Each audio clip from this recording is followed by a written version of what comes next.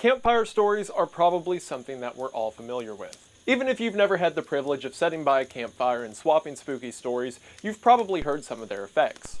Things like the hook-handed man, or legends like Bigfoot, or other stories of things going wrong in the American wilderness. These stories, traded by frontiersmen around campfire, would result in the tall tales we know today.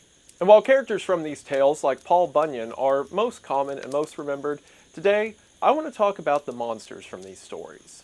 And that's where we get to the fearsome critters. Hello everybody, today we are going to be talking about the monsters of American mythos with the fearsome critters. Now the term fearsome critters itself is kind of a broad term meant to encapsulate all of the different creatures and animals that were traded in these stories.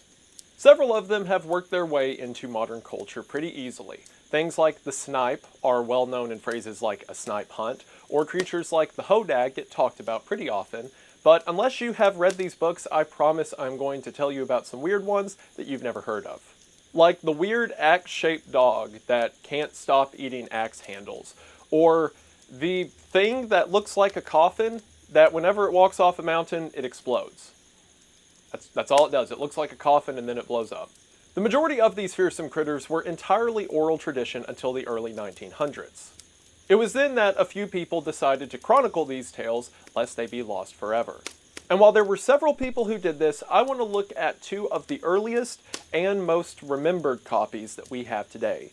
And that is Fearsome Creatures of the Lumberwoods by William T. Cox and Fearsome Critters by Henry Treon. Now that being said, there are several other resources for the fearsome critters as well. There's Yarns of the Big Woods, which is basically a compilation of a bunch of these creatures that made their way into newspaper articles at the time, and a ton of other resources to read about these. There is actually a really cool website called lumberwoods.org that has an entire library of all the big hitters from this category that I'll have linked in the description.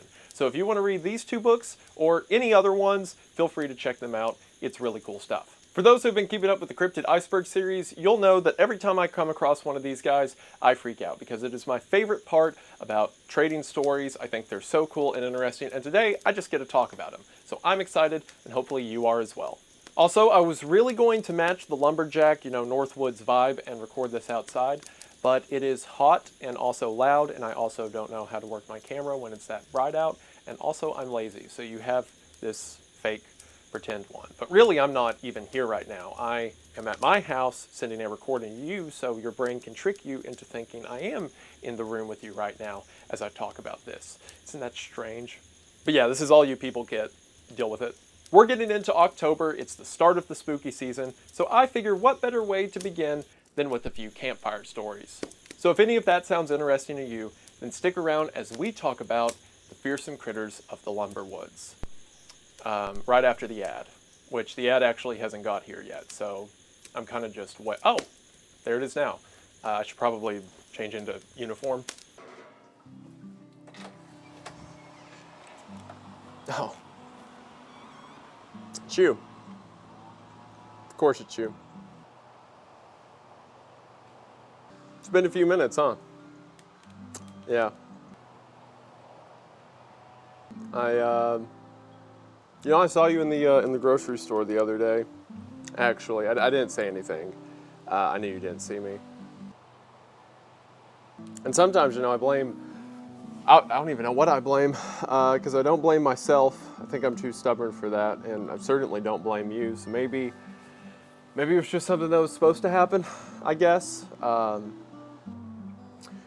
I not tried to do it myself, try to do everything my own way, like I always do, this house ain't been a home without you. And I'm tired of trying to make it one, to be honest. So, what do you say we forget everything that was, you and me, let's try this again? I'd like that. I'd like that. So yeah, Magic Spoon.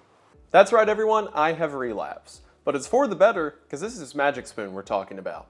That's because each box of Magic Spoon contains 13 to 14 grams of protein, 0 grams of sugar, and 4 to 5 grams of net carbs per serving.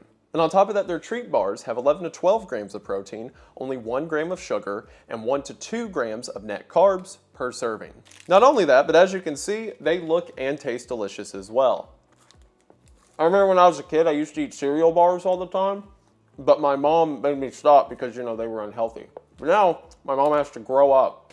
On top of that, what is there to say about Magic Spoon cereal that I haven't said already? I'm obsessed with it. You know that. I know that. My therapist knows that. Not only is Magic Spoon healthy and delicious, but what I really like about it is that it lets me relive the nostalgia of being a child and eating cereal on the couch without, you know, the whole crushing reality that I'm gonna die one day or something.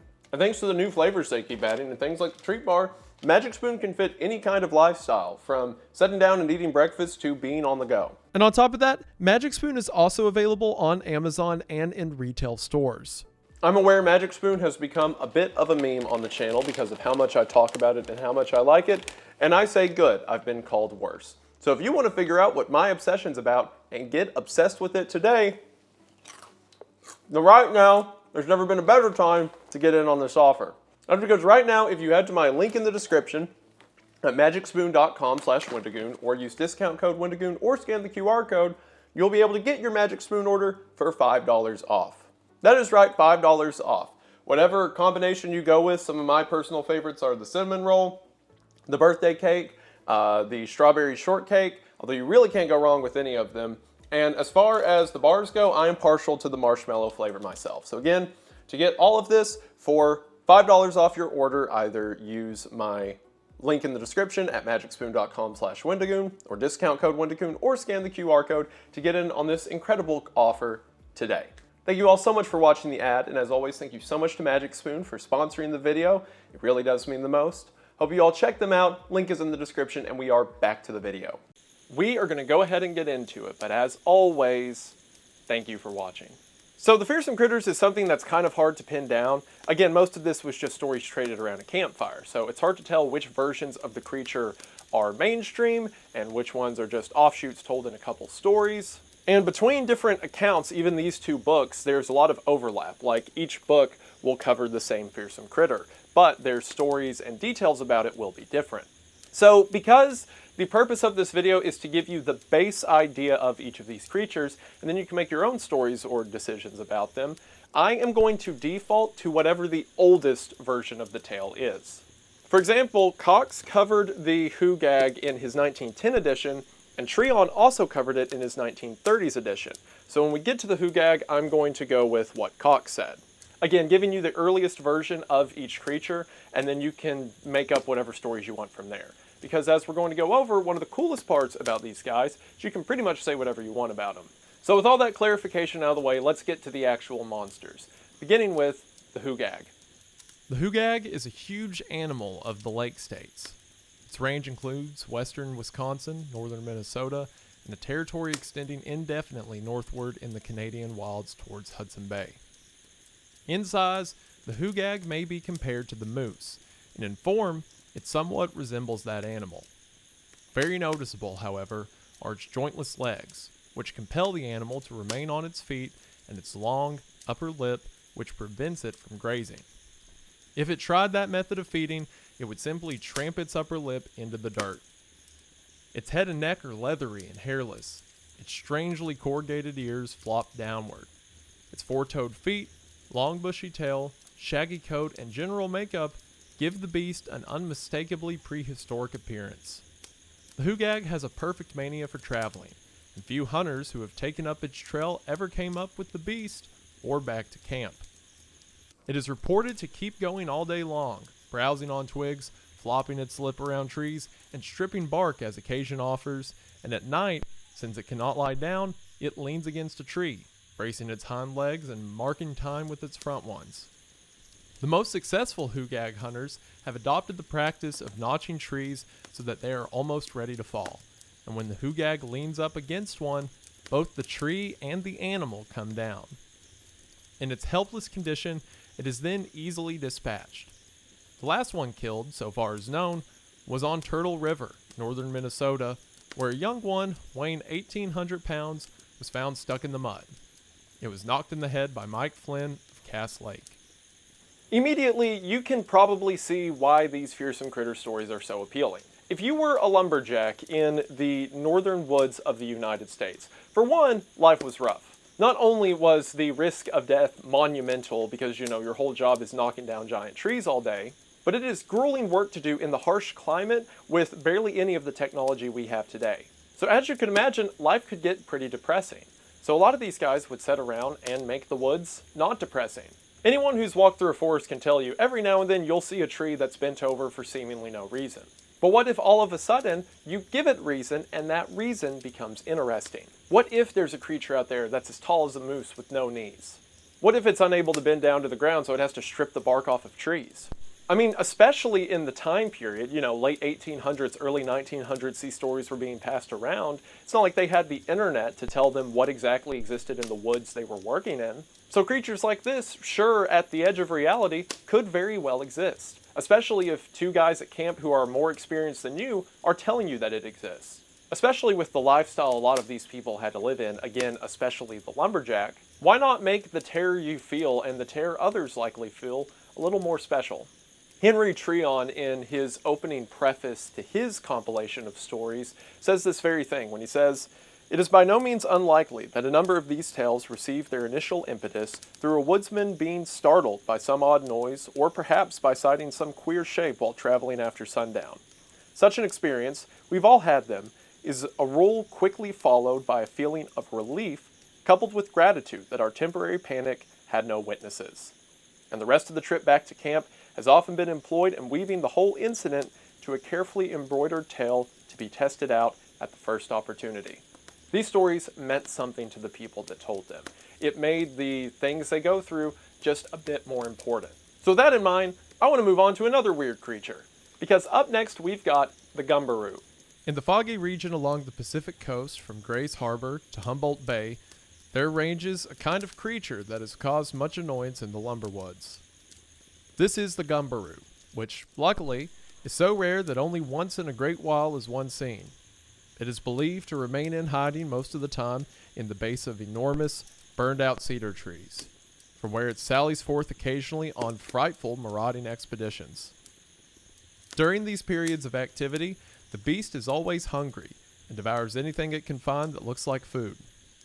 A whole horse may be eaten at one sitting, distending the gumbaroo out at all proportions, but failing to appease its hunger or cause it the slightest discomfort. The specimens seen are reported to have been coal black, but that may have been due to their being smirched with the charred wood. In size, the beast corresponds closely to a black bear, for which it might be mistaken only for the fact that the gumbaroo is almost hairless. To be sure, it has prominent eyebrows and some long, bristly hairs on its chin, but the body is smooth, tough, and shiny, and bears not even a wrinkle. The animal is a tireless traveler when looking for food, but is not swift in its movements or annoyed in the slightest degree by the presence of enemies. The latter characteristic is easily accounted for by the fact that no other animal within its range has ever found a successful method of attacking a gumbaroo or a vulnerable spot in one's anatomy. Whatever strikes the beast bounds off with the same force. Its elastic hide hurls back with equal ease the charging elk and the wrathy hornet.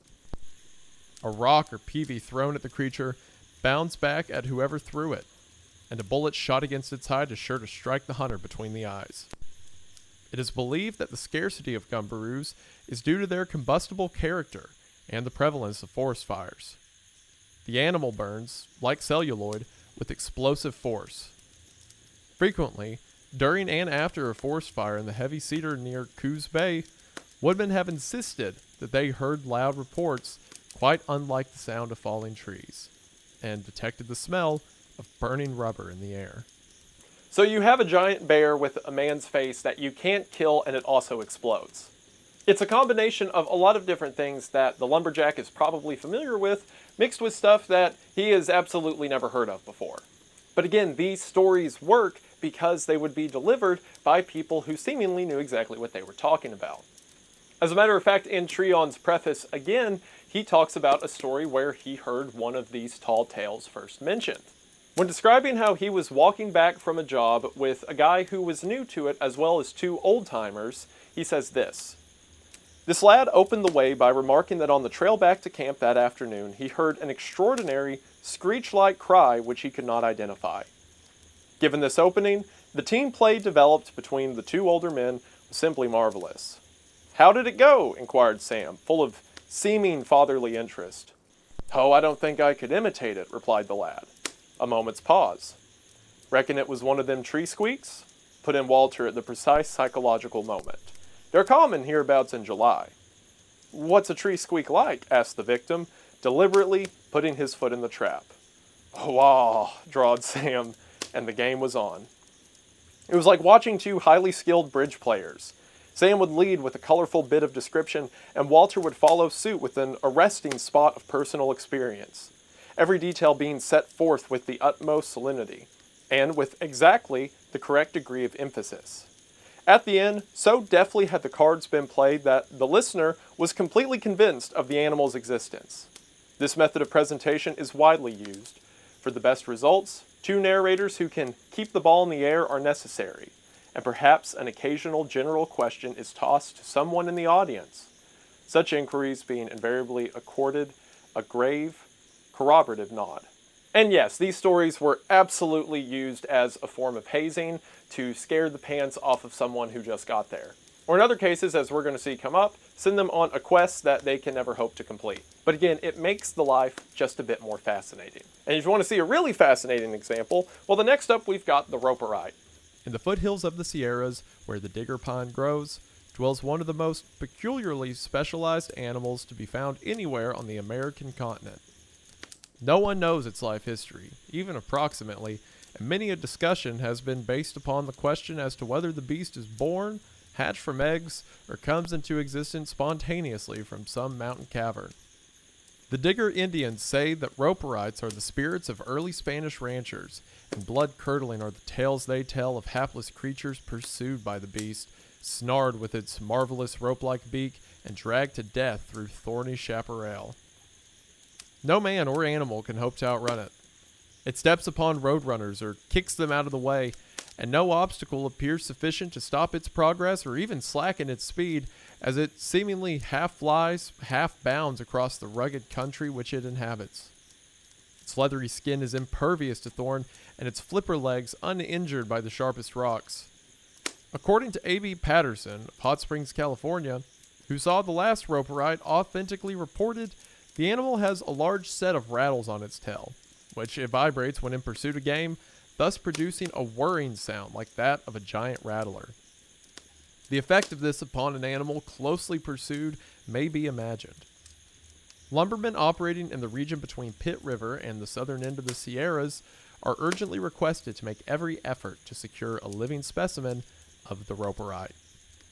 There's really like three main categories of fearsome critters. There's weird hybrid impossible animals like the roperite, and then there's stuff that explains things that happen in the woods, something like the hoogag, for example.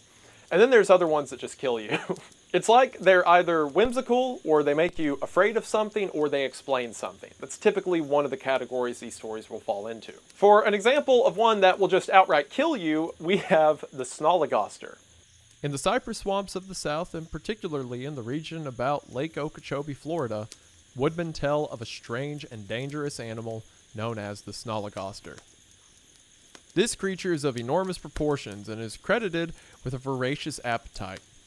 Worst of all, its appetite is only appeased by the eating of human beings. In form, the snollygoster resembles a huge crocodile, but it is covered with long, glossy fur and has no legs or fins except one long spike on its back. A person naturally wonders how such an animal can manage to travel through the water and mud of the swamp region where it lives, but nature has provided it with the means for driving itself along. On the end of its tail are three bony plates, much resembling the propeller on a steamboat. These revolve at a terrific rate, driving the animal like a torpedo boat through the mud.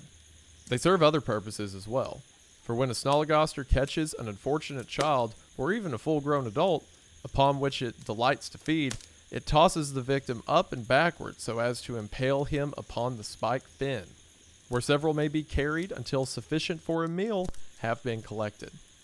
The snollygoster's tail is then driven into the mud and revolved until a hole is scooped out and the victims scraped off the spike and tossed in, whereupon the Snolligoster beats them into a batter with its rapidly revolving propeller and inhales them. Mr. Inman F. Eldridge of Defuniak Springs, Florida, while hunting for an outlaw in the swamps, had a most unusual experience. He caught sight of the outlaw, dead and impaled upon what at first appeared to be a slender cypress knee, but which presently began to move away. It was then seen to be the spike of a Snolligoster's back. Eldridge's first impulse was to shoot the strange beast, but upon second thought, he concluded that it was doing a good work and was entitled to live on. The very report of such a creature inhabiting the swamps would deter evildoers from venturing into these wild places to avoid their pursuers and escape justice.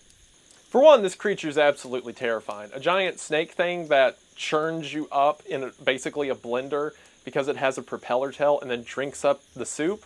That's awesome. I love it. But this one's kind of a hybrid of the two I talked about earlier. It's an animal with technological parts on it, like a propeller tail, but it also is, again, a thing that makes you afraid of venturing too far into the swamp. I guess a sort of fourth category or half category is things that are just carried over from other traditions. For example, a lot of the lumberjacks or people that worked in the mountains of the northern United States were people who were immigrated over from regions like Ireland or the UK.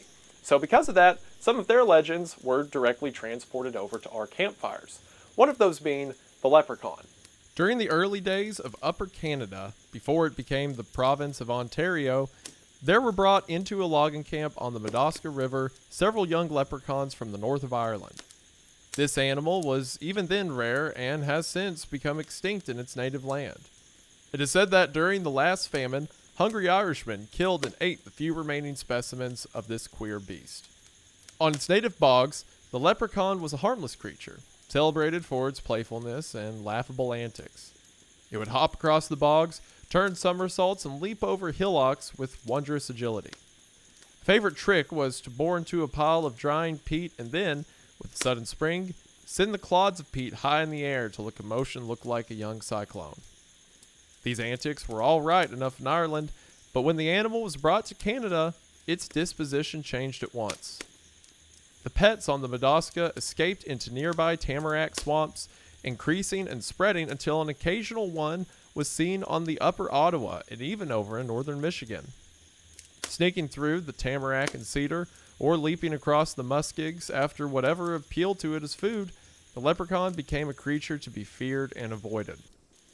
Teamsters toting supplies across the swamp roads have been attacked by the animal, which would bound clear over the load, snapping its teeth at the driver and reaching for him with its villainous claws. Hasty flight to thick timber, leaving the team to its fate, was the only choice of the driver, who thanked his stars that, in running through tangled tamarack, even the leprechaun is no match for a frightened man. What I find so interesting about it is, yeah, the leprechaun has some like negative legends in like original Irish folktale and stuff like that. But here it's expressly evil, right? Like it waits at night for people that are transporting either a carriage or supplies. Then it cuts the rope so the driver leaves and whatever he's carrying is left abandoned for the leprechaun to take. So it's implied as like a thief and a violent creature. Whereas explicitly the leprechaun isn't known as that. Again, it is another legend that is adapted into the harsh woodlands of the northern United States. And now for a complete turn of pace, let's talk about the exploding coffins with the Funeral Mountain Terrashot. This animal explains the origin of the name of the Funeral Range, California. The creature has a casket-like body, 6 to 8 feet long, with a shell running the whole length of its back. Its 4 legs are long and wobbly, causing the Terrashot to sway uncertainly from side to side and forward and backward as it travels along. The strange beast was first reported by some Mormon immigrants, who observed a peculiar procession entering the desert from a certain mountain range, afterward named the Funeral Mountains. They also witnessed the tragic fate of the creatures. One of the Mormons, aroused by his curiosity, made an investigation which resulted in finding out about all that is known of the Terrashot. It seems that the animal lives in the little meadows and parks in the higher portions of the range, where it gradually increases in numbers, until, by a strange impulse, it is seized by a desire to immigrate. They then form long processions and march down into the desert with the evident intention of crossing to other ranges that can be seen in the distance, but none of them ever get across. As they encounter the hot sands, they rapidly distend with the heat, and one after another, they blow up with resounding reports, leaving deep, grave-shaped holes in the sand. So this does a couple of things. For one, it's very weird and funny. I can only imagine how many people were convinced that there is a coffin creature that explodes randomly. But what's also interesting about them is I think this is one of those creatures that explains a couple of things. For one, Funeral Mountain is a location out west that there were a bunch of different legends and myths around. So this works as a kind of light-hearted example to why the mountain was named that. Or I should say the entire Funeral Mountain range. But I think it also explains something else that is kind of a dark reality that happened out west a lot, especially at this time, and that's grave robbing. People died a lot out west, and people had to be buried quite a bit. And it wasn't uncommon for someone looking to profit off that to dig up a grave. Well, that last mention of the Funeral Mountain terror shot leaving a grave-shaped hole whenever it blows up gives a much more light-hearted explanation to a harsh reality. Then the Funeral Mountain terror shot goes from something that's kind of strange into something comforting. Especially if someone in the group is younger and wants to know what the holes mean, you can simply tell them it's the work of this fearsome critter. After that, we've got one of my favorite ones, the Slide Rock Bolter. In the mountains of Colorado, where in summer the woods are becoming infested with tourists, much uneasiness has been caused by the presence of the Slide Rock Bolter. This frightful animal lives only in the steepest mountain country where the slopes are greater than 45 degrees. It has an immense head with small eyes and a mouth somewhat on the order of a sculpin, running back beyond its ears. The tail consists of a divided flipper with enormous grab hooks which it fastens over the crest of the mountain or ridge, often remaining there motionless for days at a time, watching the gulch for tourist or any other hapless creature that may enter it. At the right moment, after sighting a tourist, it will lift its tail, thus loosening its hold on the mountain, and with its small eyes riveted on the poor unfortunate and drooling thin skid grease from the corners of its mouth, which greatly accelerates its speed, the bolter comes down like a toboggan, scooping in its victim as it goes, its own impetus carrying it up the next slope, where it again slaps its tail over the ridge and waits. Whole parties of tourists are reported to have been engulfed at one swoop by the Slide Rock Bolter, and guides are becoming cautious about taking parties far back into the hills. The animal is a menace, not only to tourists, but to the woods as well. Many a drawn-through spruce-covered slopes have been laid low, the trees being knocked out by the roots or mowed off by a scythe where the bolter has crashed down through from the peaks above. A forest ranger, whose district includes the rough country between Ophir Peaks and the Lizard Head, conceived the bold idea of decoying a Slide Rock Bolter to its own destruction. A dummy tourist was rigged up with plaid Norfolk jacket, knee breeches, and a guidebook to Colorado.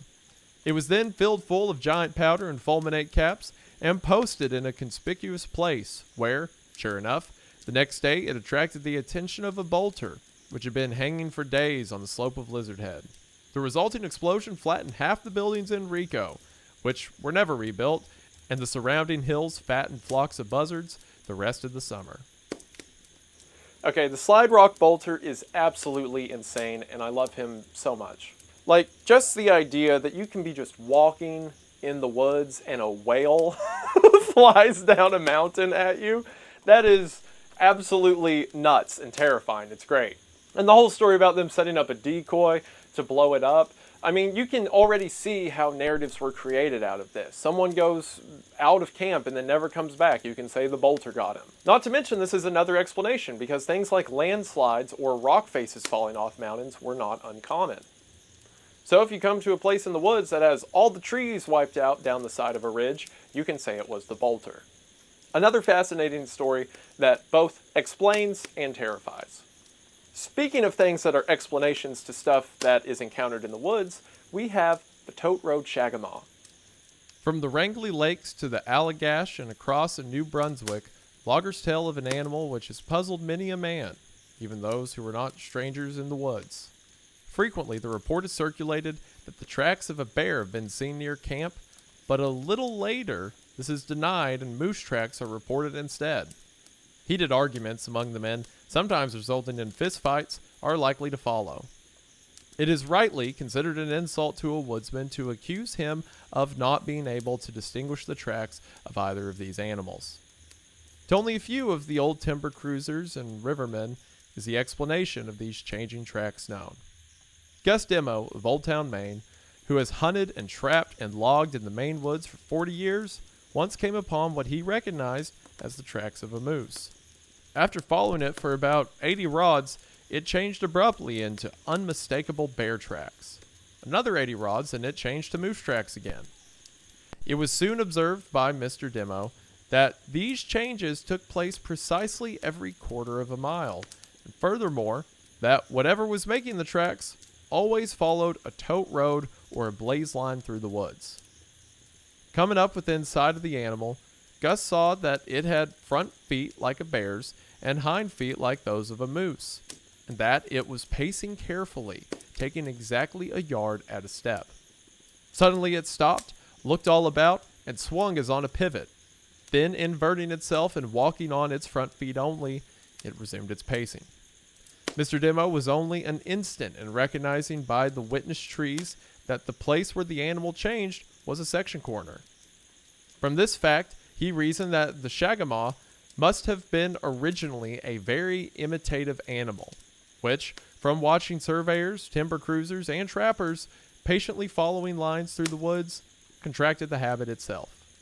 He figures that the shagamaw can count only as high as 440. Therefore, it must invert itself every quarter of a mile.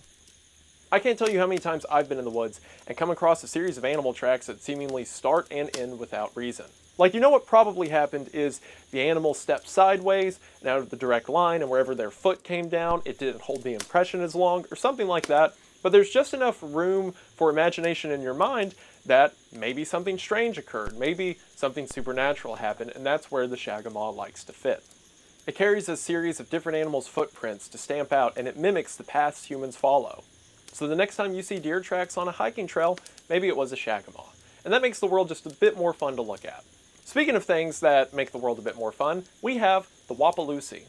In the damp forests of the Pacific coast and eastward as far as the St. Joe River in North Idaho, ranges a quaint little beast, known among loggers as the Wapaloosie. It is about the size of a sausage dog, but is not even distantly related to the canine family. The Wapaloosie, according to lumberjacks, lives upon shelf fungus or conches exclusively, and he is able to get them with ease no matter if they are growing on the tip top of a 100-foot dead tree. It is a pleasure for one of these animals to climb, for he has feet and toes like those of a woodpecker, and he humps himself along like a measuring worm. Even his tail is spiked at the tip and aids him as he mounts the lofty firs in quest of food. One of the most peculiar features of the animal was discovered only recently. A lumberjack in one of the camps of the Humped Tulips River, Washington, shot a Wapaloosie, and upon examining its velvety coat, decided that it would make an attractive and serviceable pair of mittens, which he proceeded to make. The hide was tanned thoroughly, and the mittens made with care, fur side out, and as the lumberjack went to work, he exhibited them with pride. Imagine his surprise upon taking hold of an axe to find that the mittens immediately worked their way up and off the handle. It was the same with whatever he took hold of, and finding that he could not use the mittens, they were left in a skid road, and were last seen working their way over logs and litters across the slashing. So this one finds itself in the area of like the Paul Bunyan stories. Like there's an animal that did this special thing, and then either even after death or just by its effect, other strange things happen. The idea that if you make a Wapaloosie set of gloves, it just climbs whatever wooden thing you touch it to, that's adorable. It's almost like a Dr. Seuss kind of creature. Even in the illustration, it kind of looks like that. You can imagine how this would work its way into stories. Maybe two men are having a competition as to who can climb a tree, and one of them sabotages the other by giving him Wapaloosie gloves, causing him to run to the top of the tree really quick and get stuck. Again, these creatures are the inception for a lot of storytelling. And speaking of, we have the cactus cat. How many people have heard of the cactus cat? Thousands of people spend their winters in the Great Southwest, a land of desert and mountain, of fruitful valleys, of flat-topped means, of Pueblos, Navajos, and Apaches, of sunshine and the ruins of ancient cliff dwellers. It is doubtful, however, if 1 in 100 of these people ever heard of a cactus cat, to say nothing of seeing one sporting about among the Chola and Palo Verde. Only the old-timers know of the beast and its queer habits. The cactus cat, as its name signifies, lives in the Great Cactus Districts and is particularly abundant between Prescott and Tucson. It has been reported also from the valley of the lower Yaqui in Old Mexico and the chola-covered hills of Yucatan. The cactus cat has thorny hair, the thorns being especially long and rigid on its ears. Its tail is branched, and upon the forearms above its front feet are sharp, knife-like blades of bone. With these blades, it slashes the base of giant cactus trees, causing the sap to exude. This is done systematically, many trees being slashed in the course of several nights as the cat makes a big circuit. By the time it is back to the place of beginning, the sap of the first cactus has fermented into a kind of mescal, sweet and very intoxicating. This is greedily lapped up by the thirsty beast, which soon becomes fiddling drunk and goes waltzing off in the moonlight, rasping its bony forearms across each other and screaming with delight.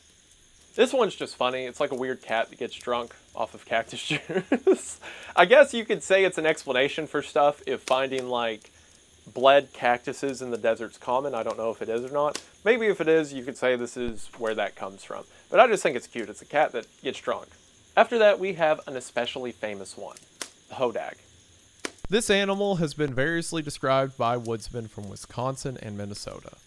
Opinions differ greatly as to the appearance of the beast, some claiming it to be covered with horns and spines and having a maniacal disposition. The description which seems most authentic and from which the sketch of the animal has been made is as follows. Size about that of a rhinoceros and somewhat resembling that animal in general makeup. The creature is slow in motion, deliberate, and, unlike the rhinoceros, very intelligent. Its hairless body is mottled, striped, and checked in a striking manner, suggestive of the origin of the patterns upon Mackinaw clothing, now used in the lumber woods. On the hodag's nose, instead of a horn, there's a large spade-shaped bony growth, with peculiar phalanges extending up in front of the eye so that he can see only straight up. This probably accounts for the deliberate disposition of the animal, which wanders through the spruce woods looking for suitable food. About the only living creature which the hodag can catch is the porcupine. Indeed, it would appear that the porcupine is its natural food. Upon sighting one rolled up in the branches of a spruce, the hodag begins to blink his eyes, lick his chops, and spade around the tree, cutting all the roots until the tree begins to totter. He then backs off, and with a rush, rams his shovel nose under the roots and over goes the tree, knocking the breath out of the porcupine in its fall.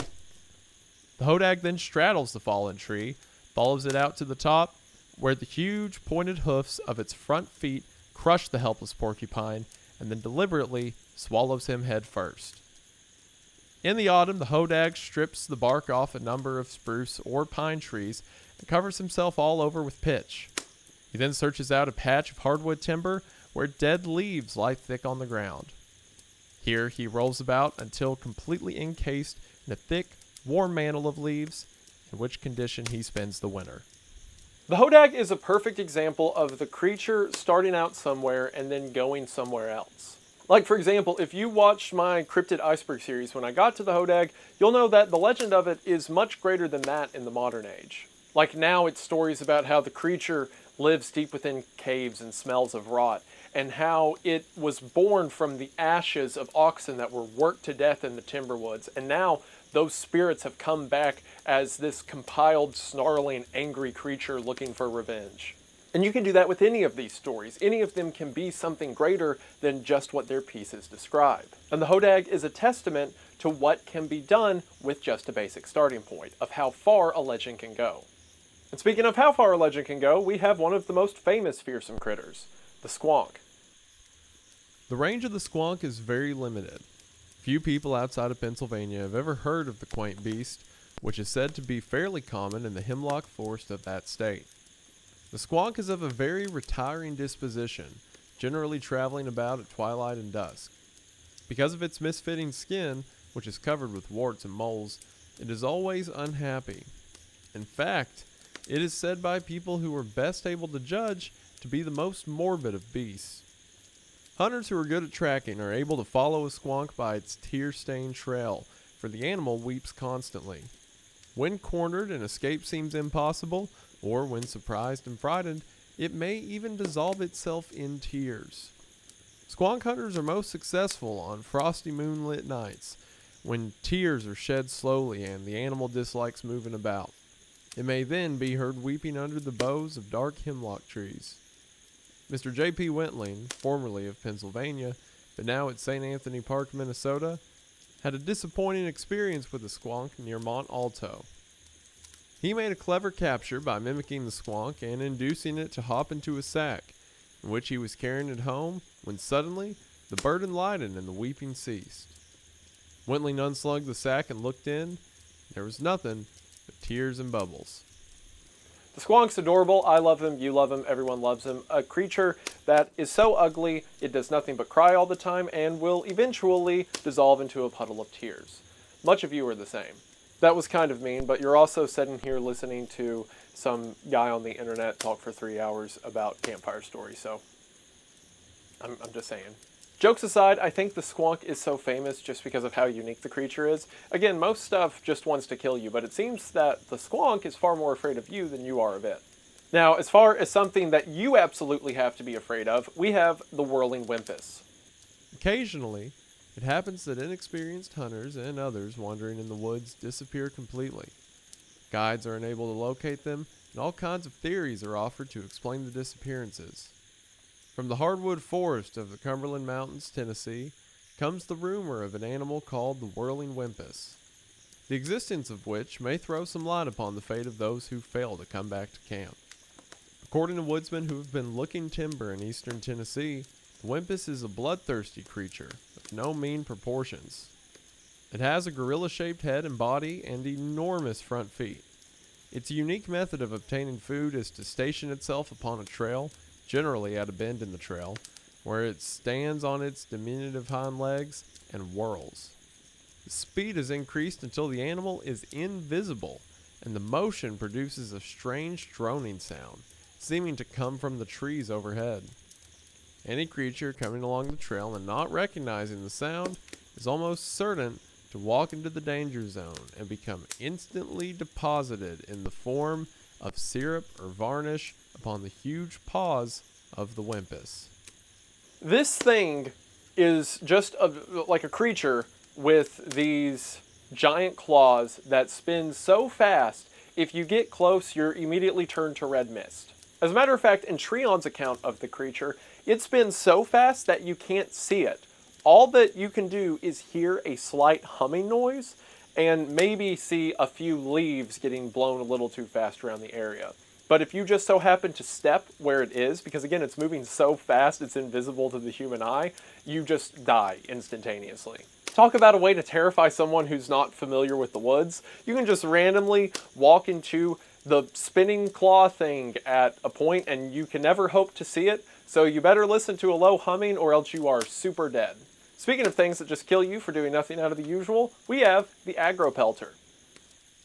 Leading a vengeful existence, resenting the intrusion of the logger, the agropelter deals misery to the lumberjack from Maine to Oregon.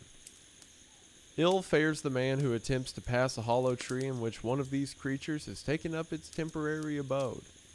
The unfortunate is usually found smashed or pinned by a dead branch and reported as having been killed by a falling limb.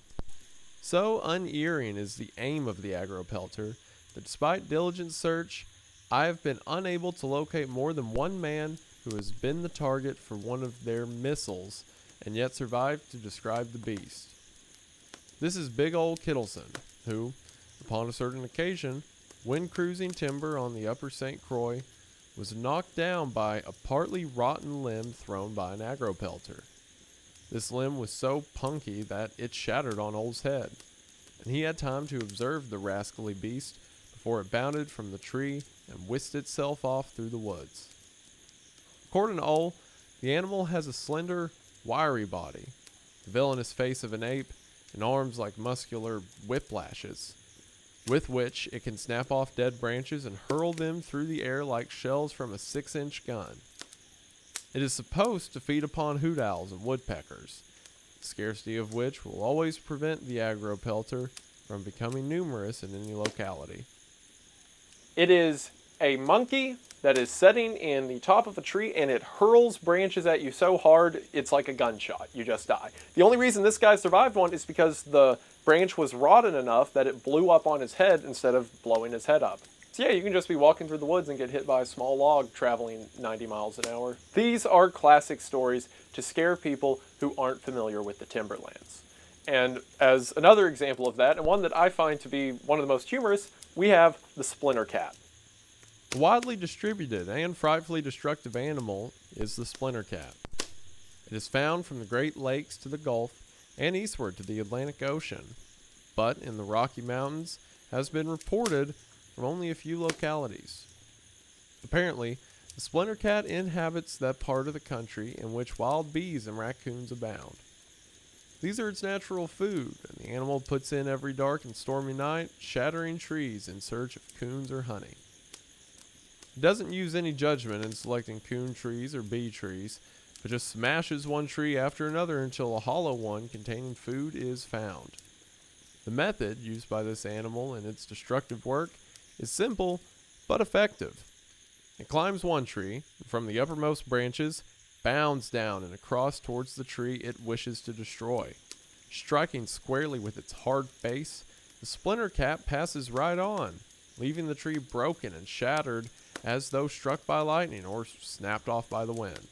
Appalling destruction has been wrought by this animal in the Gulf states, where its work in the shape of a wrecked forest is often ascribed to windstorms. The splinter cat cracks me up because could you just imagine being like an owl or a raccoon just chilling in a tree, and then a cat flies through at the speed of sound and just blows the tree up? Like, yeah, there's no tactical precedence for that. There's no way to prepare for that happening. It just sucks. Also, that would be hilarious to watch too. You're just walking through the woods and then just a missile flies by and into a tree. But it also, again, like a lot of these other fearsome critters, is an explanation for something.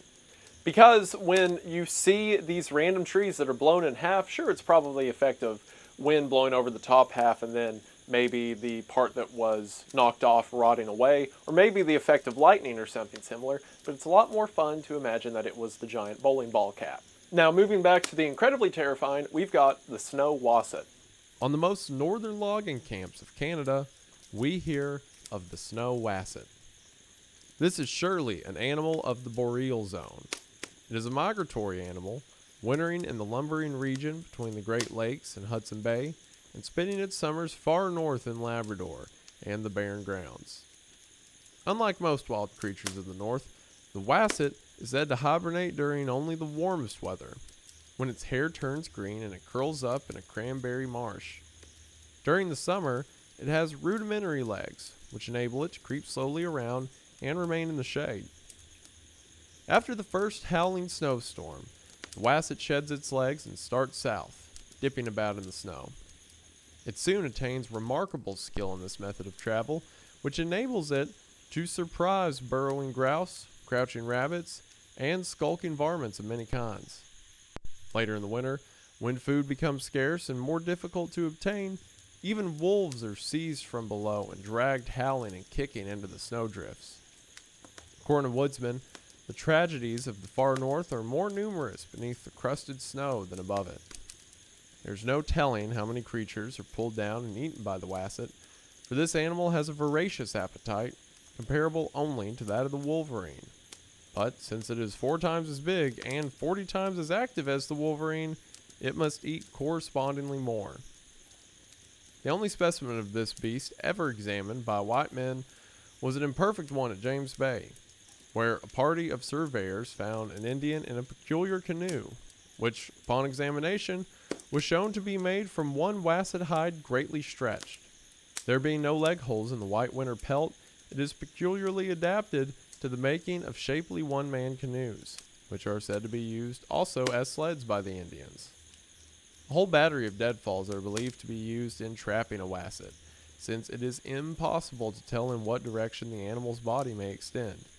The trigger is set so that a dozen logs fall in from all sides towards the bait, pinning the animal under the snow wherever he may be. Like with things like the aggro pelter, you could maybe look to the top of a tree and see it and get some hint that it could be there. But the snow wasset is kind of in the same vein as the whirling wimpus, in that there's just no way to prepare. If it's snowing outside, cool, there could be a giant polar bear faced snake thing that will drag you under the snow and kill you, and you just have nothing you can do. It's not hard, again with creatures like this, to see how it became the stuff of scary stories. And now for a just very weird one, we have the Central American wind tosser. In the spring of 1906, there appeared suddenly in the coast ranges of California an uncanny animal from the region of the Isthmus. It is not a large beast, but what it lacks in size, it makes up in meanness of disposition. None of the lumberjacks who have met a wind tosser on trail or tote road care to have the experience repeated. The Central American wind tosser is always looking for trouble or making it. In fact, the beast seems to be constructed for the purpose of passing through unusual experiences. Its head is fastened to its body by a swivel neck, so is its short, tapering tail. And both can be spun around at the rate of 100 revolutions a minute. The body is long and triangular, with 3 complete sets of legs. This is a great convenience in an earthquake country, since the animal is not disturbed by any convulsions of the earth. If the floor suddenly becomes the ceiling, it does not matter, for the wind tosser is always there with the legs. Its hair is bristly, and all slants forward at sharp angle. It has been found that a cat's 9 lives are as nothing to the one possessed by a wind tosser. This animal may be shot, clubbed, or strung on a pike pole without stopping the wriggling, whirling motions, or screams of rage. The only successful way of killing the beast is to poke it into a flume pipe so that all its feet strike the surface, when it immediately starts to walk in 3 different directions at once and tears itself apart. John Gray of Anidar, Trinity County, California, knows where a pair of wind tossers live in some broken up country along Mad River. So this thing is basically a log-shaped creature that can walk on 3 different sides, and there's really no way to kill it unless you put it in a tube, and then all the sides will get scared and walk away from each other, ripping itself apart. I mean, I can only imagine all the stories that were made up. Some old hunter's tale talking about how he's taken down his share of bear or deer, but it was the wind tosser that was his greatest foe. And then he talks about how maybe he trapped it in a log and the creature ripped itself apart or something like that. It's so easy to see where the legends come from. Also, that's just a really funny and weird thing to imagine, so I like it. Now for a more whimsical one, we have the Bildad. If you've ever paddled around Boundary Pond in northwest Maine, at night you've probably heard from out the black depths of a cove a spat like a paddle striking the water. It may have been a paddle, but the chances are 10 to 1 that it was a Bildad fishing. This animal occurs only on this one pond in Hurricane Township. It is about the size of a beaver, but has long, kangaroo-like hind legs, short front legs, webbed feet, and a heavy, hawk-like bill. Its mode of fishing is to crouch on a grassy point overlooking the water, and when a trout rises for a bug, to leap with amazing swiftness just past the fish, bringing its heavy, flat tail down with a resounding smack over him. This stuns the fish, which is immediately picked up and eaten by the Bildad. It has been reported that 60 yards is an average jump for an adult male. Up to 3 years ago, the opinion was current among lumberjacks that the Bildad was fine eating, but since the beasts are exceedingly shy and are hard to catch, no one was able to remember having tasted the meat. That fall, one was killed on Boundary Pond and brought into the Great Northern Paper Company's camp on Hurricane Lake, where the cook made a most savory slumgullen of it. The first and only man to taste it was Bill Murphy, a tote road swamper from Ambigegis. After the first mouthful, his body stiffened, his eyes glazed, and his hands clutched the table edge. With a wild yell, he rushed out of the cockhouse, down to the lake, and leaped clear out 50 yards, coming down in a sitting posture, exactly like a Bildad catching a fish. Of course, he sank like a stone. Since then, not a lumberjack in Maine will touch Bildad meat, not even with a pike pole. So the Bildad starts out as like, a basic kind of mythical creature design, but then it gets the fun tone of if you eat it, you basically do the same thing it did.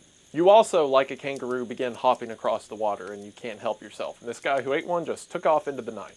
And keeping with the theme of whimsy, we have the Tripodero. The chaparral and foothill forests of California contain many queer freaks, of one kind and another.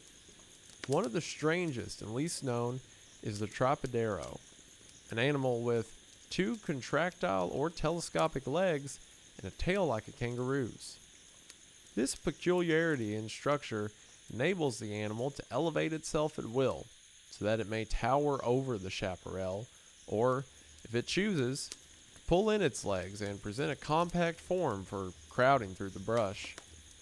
The Tripodero's body is not large, but is solidly built, and its head is nearly all snout, the value of which is seen in the method by which food is obtained. As the animal travels through the brush-covered country, it elongates its legs from time to time, thus shoving itself up above the brush for purposes of observation. If it sights game within a range of 10 rods, it takes aim with its snout and tilts itself until the right elevation is obtained. Then, with astonishing force, blows a sun-dried quid of clay, knocking its victim senseless. A supply of these quids is always carried in the left jaw. The Tripodero then contracts its legs and bores its way through the brush to its victim, where it stays until the last bone is cracked and eaten. The Tripodero is effectively a living tripod, effectively shooting any prey it finds in the brush and then lowering itself down again like a tripod to eat it. It's plain to see where these kind of stories could come from. Someone leaves a tripod out in the field and you convince the kid in your group that it's a Tripodero and you better not get closer, it's going to shoot him with clay. Another thing that could equally be as dangerous, even though it's not so much in its stories, is the Hyampum hog bear. Ranging from mouth of the Columbia River southward to the Klamath, woodsmen report the existence of a bear known as the Hyampum hog bear. This is a small, sharp-nosed, curly-haired variety of the black and brown bear of the coast ranges, but must not be confused with the peaked-heel cinnamon. To appreciate the importance of this animal, one must remember that hog ranches are common in northwestern California. The country there is peculiarly adapted to hog raising, and the industry would be attractive and highly profitable were it not for the existence of the hog bear. The mountain slopes are covered with scrubby and creeping oaks, which bear prodigious crops of sweet and very nutritious acorns. These naturally ripen earliest upon the lower slopes, where the young hogs begin to feed. As the acorns higher up the slopes begin to ripen, the hogs ascend the mountain, each week finding them a few hundred feet higher and many pounds fatter. About Christmas time, the last of the acorns are reached on the upper slopes, and the hogs have by that time become so fat that their legs scarcely reach the ground. The slightest jar is all that the hog bear gets in his destructive work. He mooches along the base of the mountain before the rancher has time to rustle his pork, and finding hogs so plentiful and so helplessly fat, he takes just one bite out of the back of each, leaving the porker squealing with agony and the rancher swearing with rage. While examining timber on a tributary of the Klamath River, California, Mr. Eugene S. Bruce of the Forest Services captured a cub hog bear, which he presented to the National Zoo in Washington. Its development will be watched with interest and its disposition studied by members of the Biological Survey. So the hog bear's weird. It doesn't explicitly say it like kills you or whatever. It just takes a single bite out of every pig in the field, which makes me wonder, was there like an epidemic of pigs having like a bite cut out of them? I guess maybe wolves would do that or something, but you think they'd eat the rest of it, not one individual bite from every one. I wonder if this was to explain a problem or if it was just a tall tale. It makes me ask a lot of questions, which I guess is good. It's what the stories are supposed to do, but it's just a really weird detail. I mean, all these are weird details, but you get the point. So everything we've covered so far has been stuff from Cox's original work. So now we're moving on to a lot of the stuff Treon covered. And again, a lot of this is more narrative. There's like folklore elements added. Not as much as stuff like Yarn of the Big Woods where it's exclusively stories, but it's more anecdotal, a lot of the stuff within this one. For an example of that, look at the Axe Handle Hound. The bane of Supply and Depot Camp's northern logging operations has a head shaped like peavy axe. The body is slender and axe handle shaped with short, stumpy legs. Looks a good deal like a Dachshund, but really bears a closer resemblance to B.B. Bickford's Bureau Dog. Distinctly a nocturnal prowler, frequents the camps after nightfall, hunting for axe and peavy handles, of which it is voracious fond. One hound has been known to consume 2 boxes of BB handles and 16 6-foot peavy stalks in one night's eating. They make nice pets, but are costly to feed. Jim Peters once tamed one.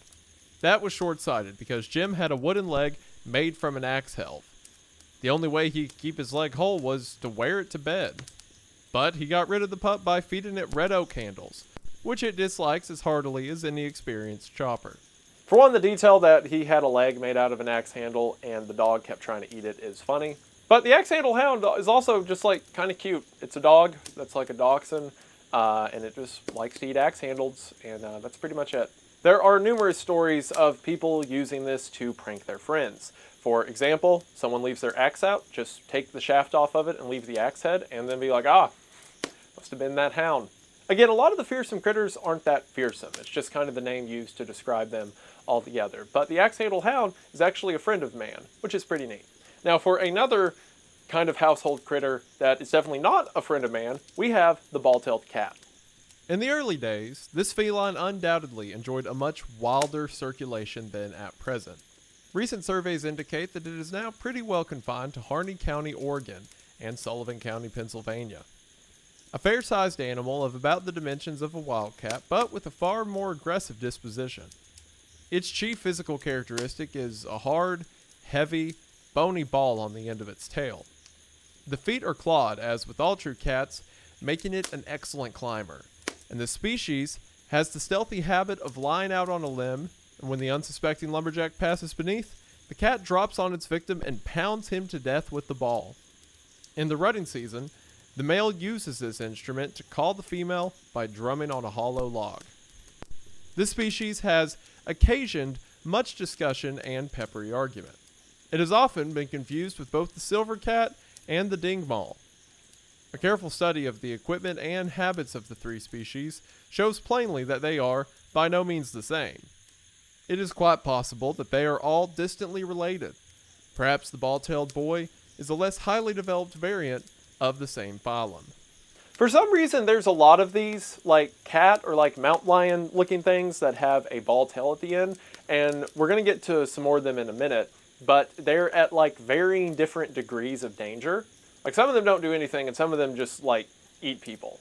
I do think it's interesting though how there's like the ball-tailed cat and then the dingmall and the sliver cat, and they're all very similar, but they all have different attributes, and what that sounds like to me is an oral tradition that broke into different branches. Like, for example, maybe the story of it started somewhere in, like, central North America, right? But then maybe the western lumberjacks developed the story into what became the sliver cat, and then the eastern ones developed it into the dingmall, or vice versa. It seems like it started at one place and then changed, and because you can kind of use stories to track history and culture and the way information moves, I think it's fascinating. For another one that's equally fascinating, if a bit more insane, we have the Columbia River sand squink. Of limited distribution, but possessing most unusual characteristics. Reported to date only by prospectors, hunters, and sheep herders in the remote mountains of Washington, built somewhat on the lines of a coyote, somewhat on the pattern of a bobcat, but with ears like a jackrabbit. The tail is long and bushy, and is carried recurved along the back, the same as a squirrel's. A night prowler, emerges after dark and sinks down to the river to fish. The squink isn't particularly fussy about its diet, but has a great fondness for electric eels, probably on account of their higher pH content.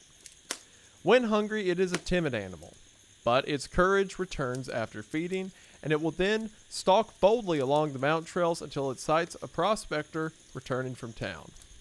Thereupon, the squink will precede its victim by 2 or 3 rods, slowly waving its long tail and touching one ear and then the other.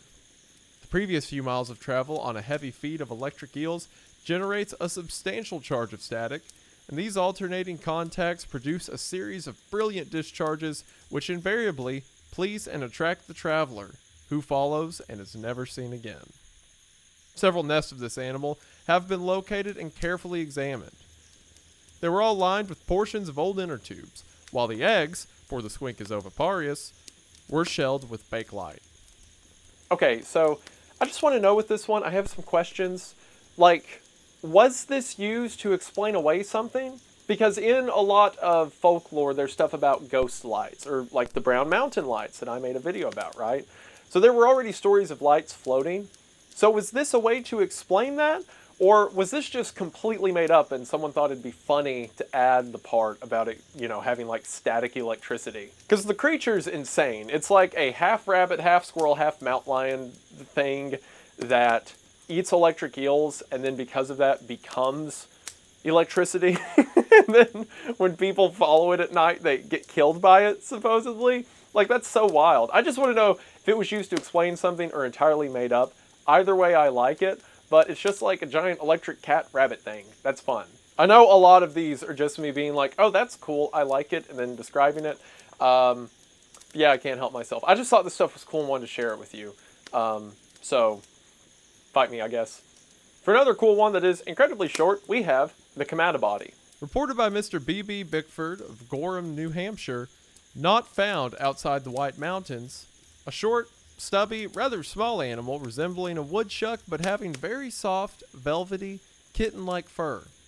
Harmless, but surprising, has the terrifying habit of suddenly rushing directly at you from the brush, then stopping only a few inches away and spitting like a cat. A strong mink-like scent is thrown, and the Kamada body rushes away. For one, I love the name. It is a thing that comes at a body, so they call it the Kamada body. Also, it's just like... it's just a woodchuck that runs at you and spits at you. Like, it doesn't do anything else. It's so funny. Like, what probably happened is someone got scared by a woodchuck, and from there the legend just grew. People were joking about it later. It's like, oh, I bet it wasn't a woodchuck. I bet it was a Kamada body or whatever. And then that just became a story that got recorded here, and now I'm telling you.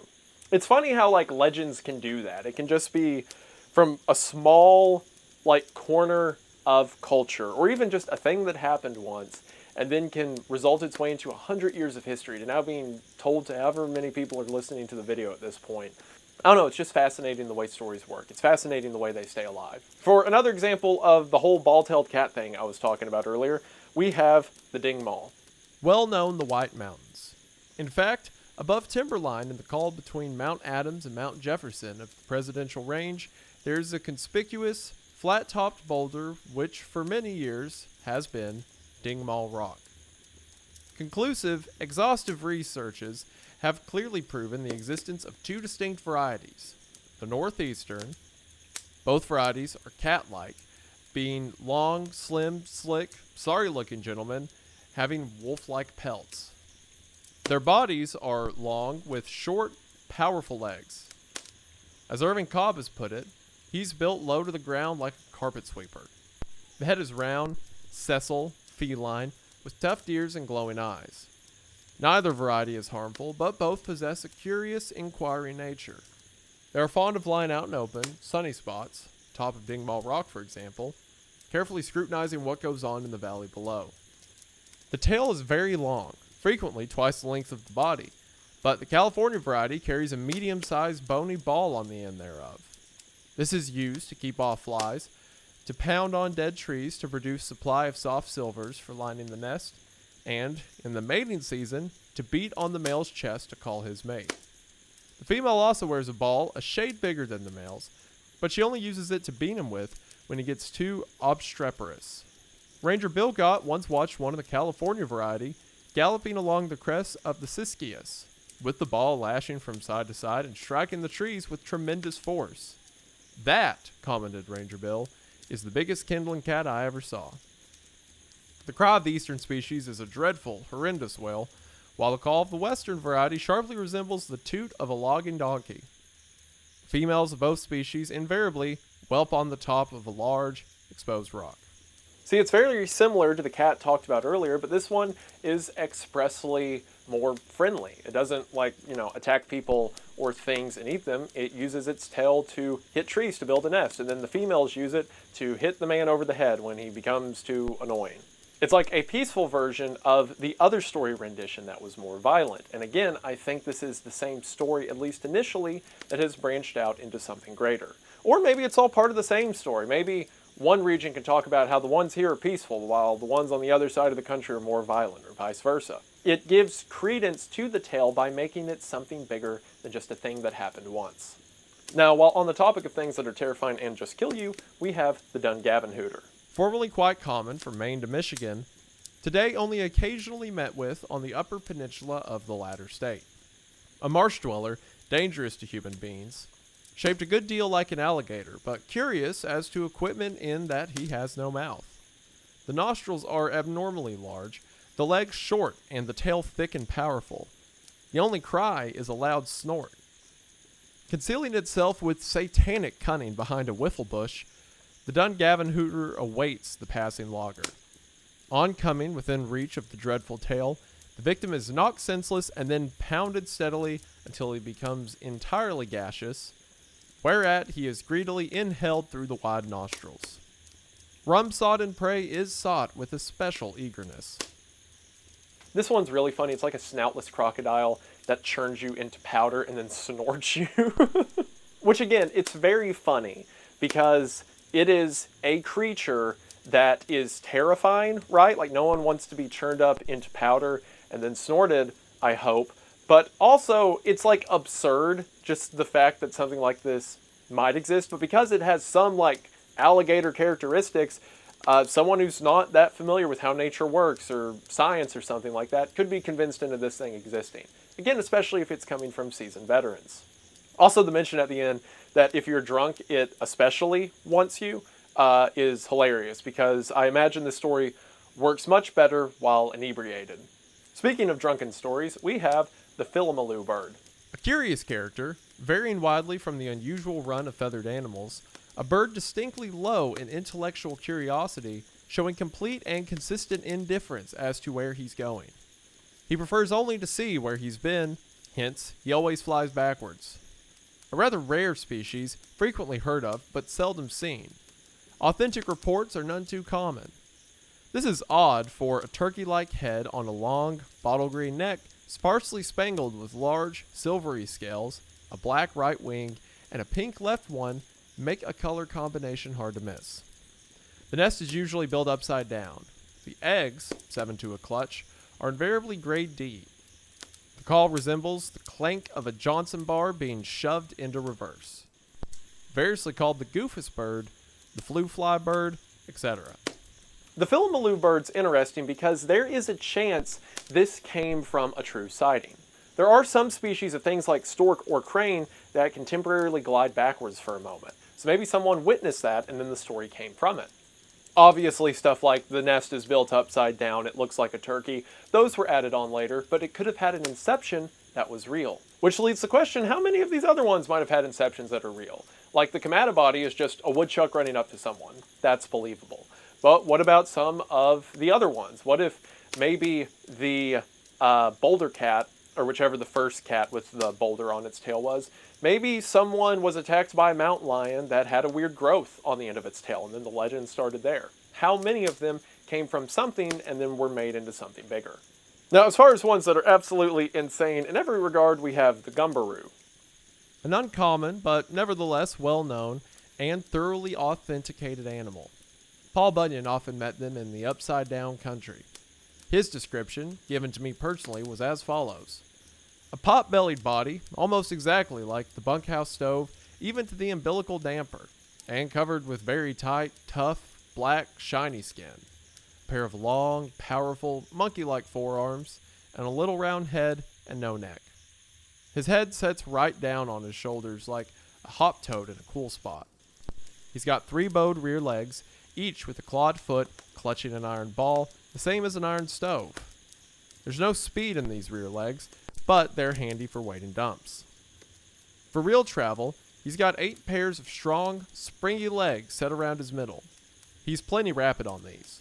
He'll go to a hilltop by swinging from branch to branch with his forelegs, then toss himself out a rod or two, landing sideways on the middle legs and rolling over and over down the hill, moving faster than the eye can see. That's why he's so rarely observed. The hides from the middle legs used to make fine waterproof boots, but they're pretty scarce now. The gumbaroo was usually found in burnt lands. Practically an indestructible animal, bullets always bounce from his taut hide, but heat would make him swell and explode. S.W. Allen photographed one, but the negative exploded.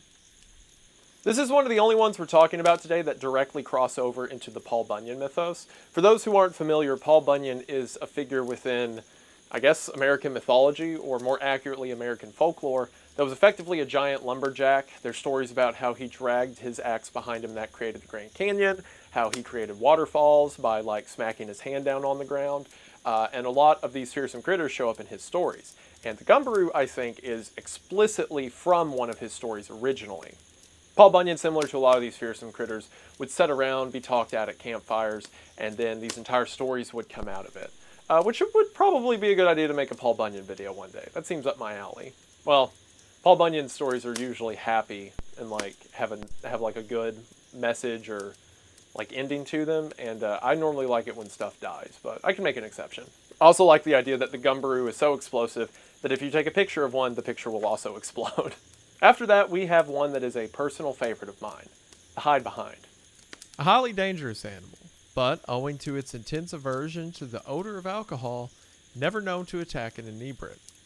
One bottle of Uno beer has been proven to be a complete safeguard, even in thickly infested country.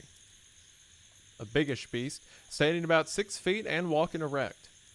Slender body makes it possible to hide completely behind the bole of a 10-inch tree. The pelt is long, thick, and black, and the tail is carried or curved. Looks like a French sheepdog's. Almost impossible to tell whether the critter is going or coming, and practically hopeless to locate its face, if any.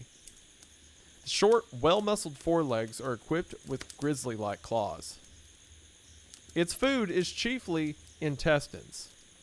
Leaping from its hiding place with a demoniacal laugh, it swiftly disembowels its victim with one swipe. Sometimes a fiendish howl frightens the prey to death before the blow falls. The hide behind is never found in the open.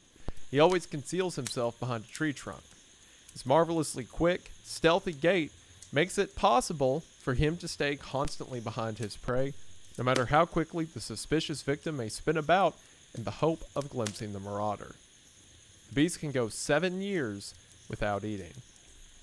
So the reason the hide behind is one of my favorites is, for one, I think it's pretty cool. The idea of a creature that no one even knows what it looks like. Sometimes you'll see depictions of them that kind of make them look like a wolf. Other times it's more humanoid. But no one knows what it looks like because anyone who's seen one's dead now.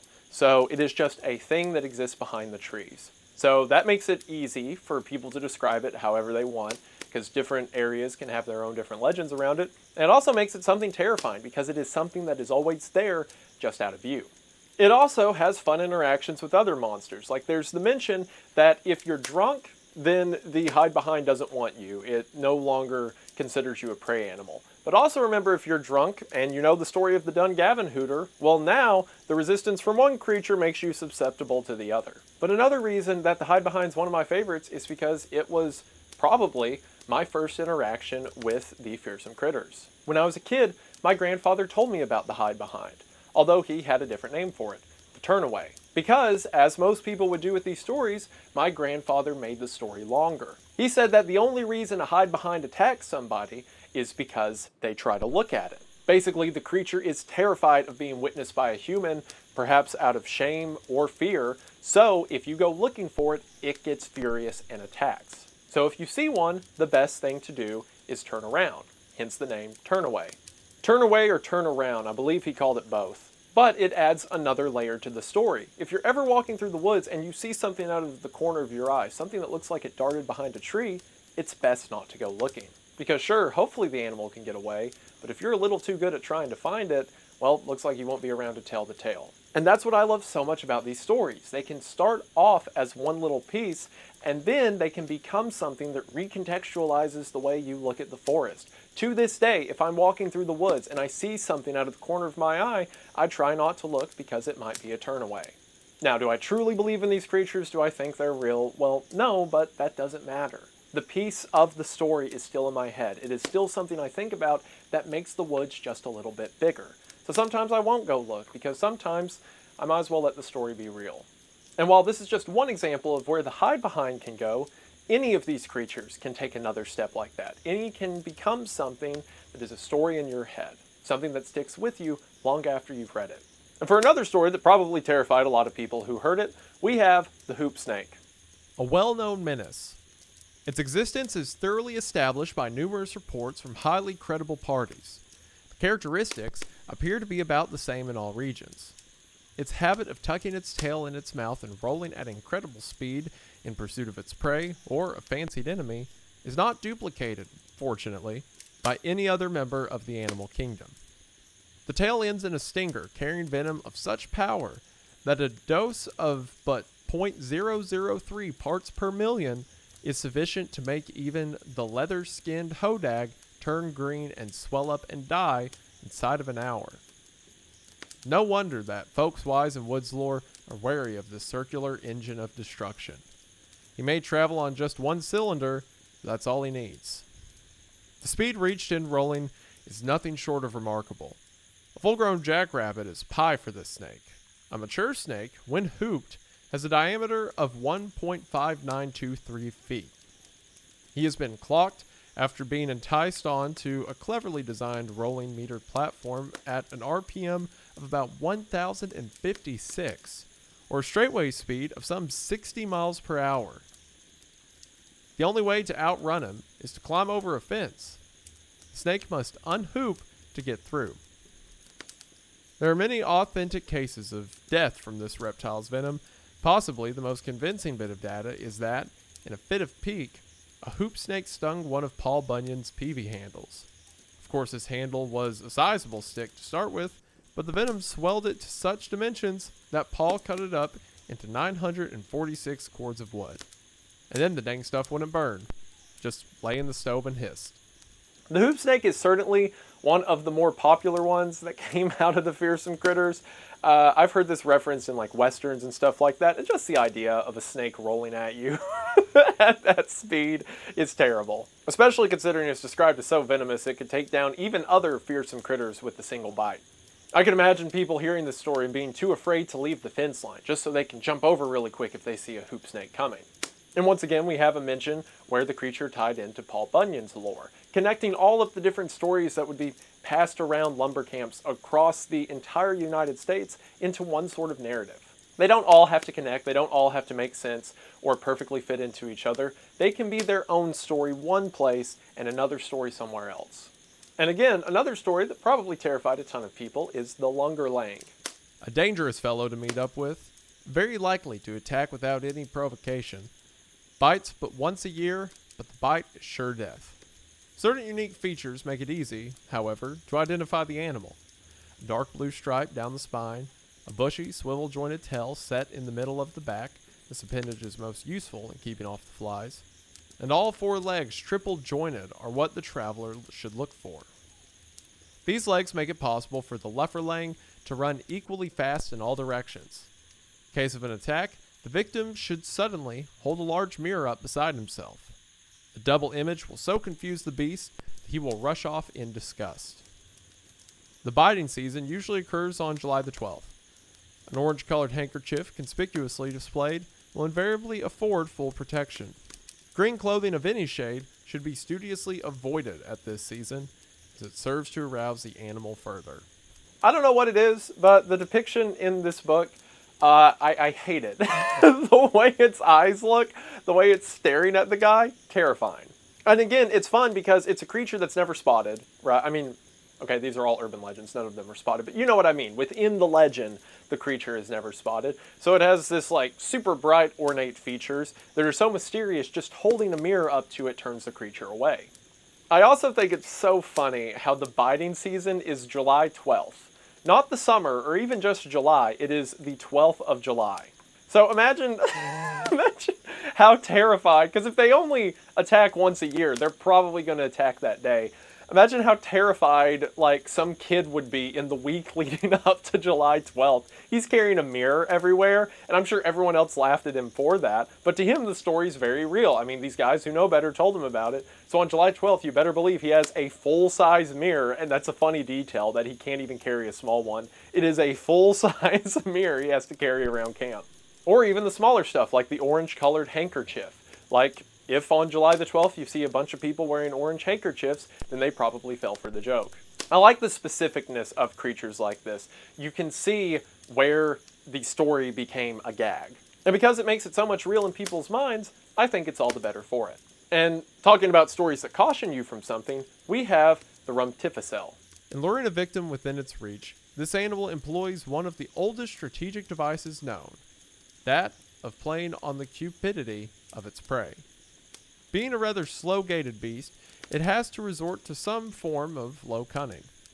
The rumtificel is large, strong, and ferocious. The pelt is fine, long, and thick, with a rich color like a mink.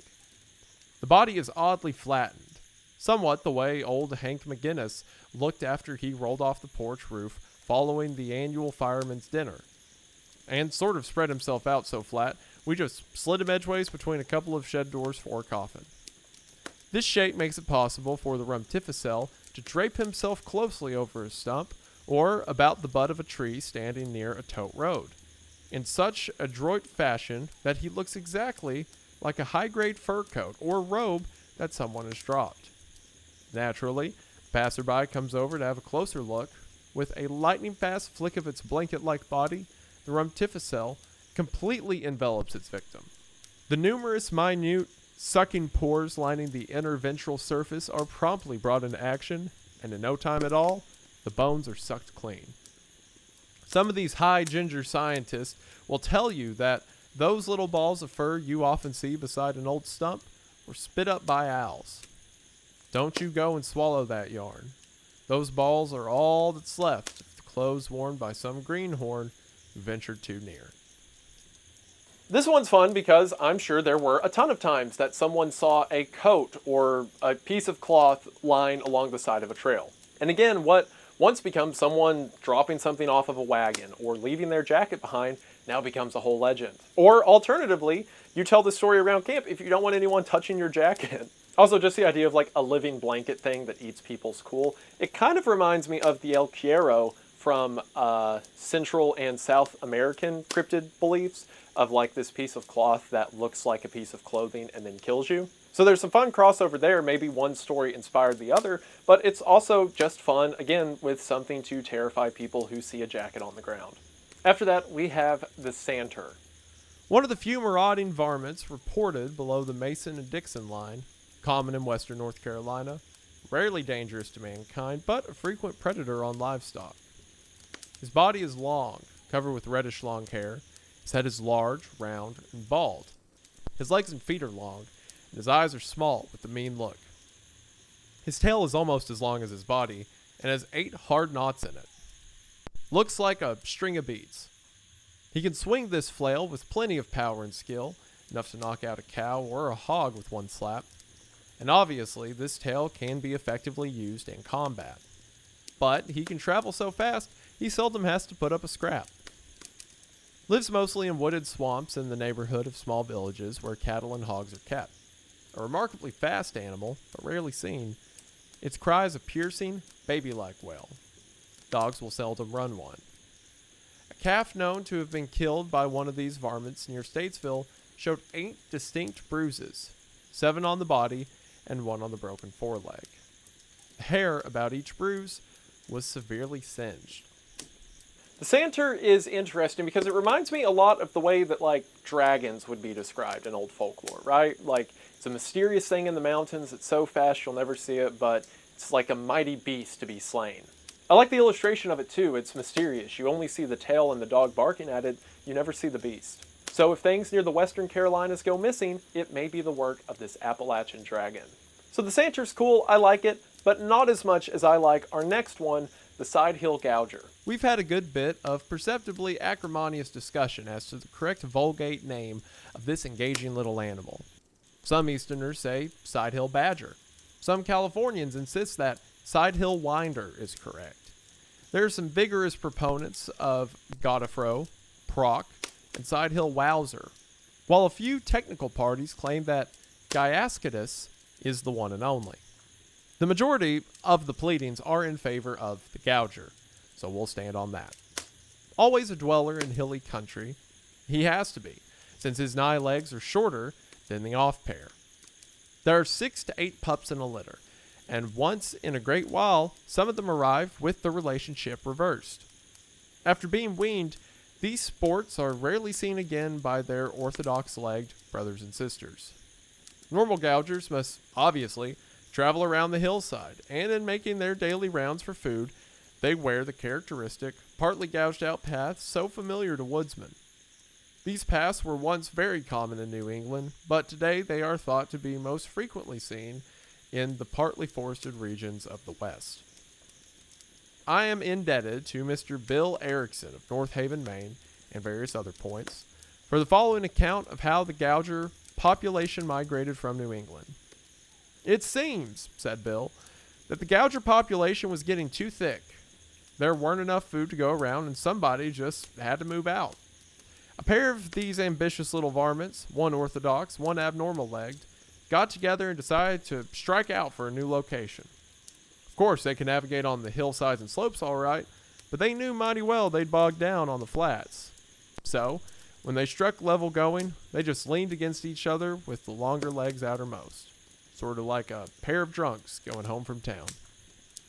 This mighty smart adaptation of a natural deformity took them well across the central states and made it possible for them to found the gouger colonies now existing in the West. Okay, this is everything I love about the fearsome critters. For one, it is an animal that is a little messed up. Its legs are longer on one side than the other, so that's kind of fun, but then it's everything that gets done with that legend that's so interesting. So if you've ever been walking on a hillside, you've probably seen, there's different names for them. I've always called them game trails. It's places where things like rabbits or deer will run through enough that it becomes kind of a little pathway. I've also heard them called like paths of desire. I've also heard runoff trails because water runoff will stop there, kind of waterfall down, and that's how they erode over time. There's a bunch of different names for them, but everyone has been walking through the woods, has seen this little trail along the ground that they've thought nothing of. Well, now the side hill gouger gives an explanation for that.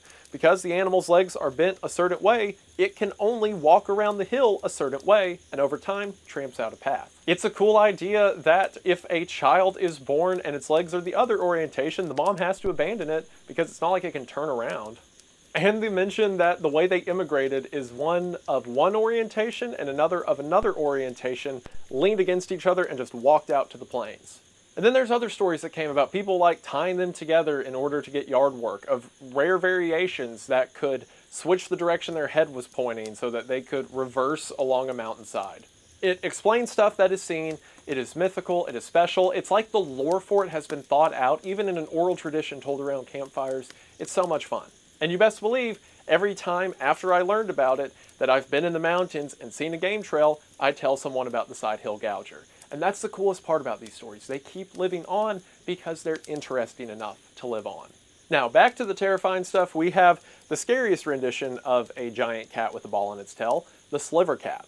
A northern pine woods dweller, harmless on the ground but dangerous when up in a tree. A big animal, sometimes reaching 300 pounds weight. Its ears are tasseled and its eyes red with horizontal slits. A mature sliver cat carries a tail 11 feet long with a hard ball on the end. Half of this ball is polished smooth, half is studded with a burr-like barbed growth. Like the dingmaw, cat beats the ball on his chest in the mating season, being careful to use only the smooth side. But the chief function, or should it be secondary, of this tail is to obtain food.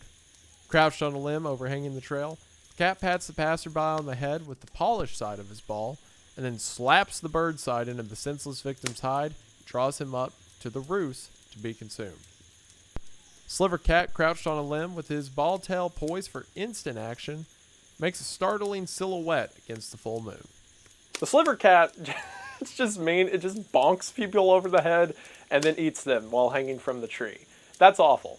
And again, as mentioned earlier with the dingmall and boulder cat, it seems like a rather harsh rendition of the same legend. And I like that. I like how we can track stories off of how they became. Maybe one region was suffering a more fatal season, and maybe the stories they told were more violent to match. Or vice versa, maybe the story was nicer because it gave them a reprieve from everything they experienced, and then the opposite happened on the other side of the country. It's interesting what can be learned about people and the folklore they would tell through just their stories.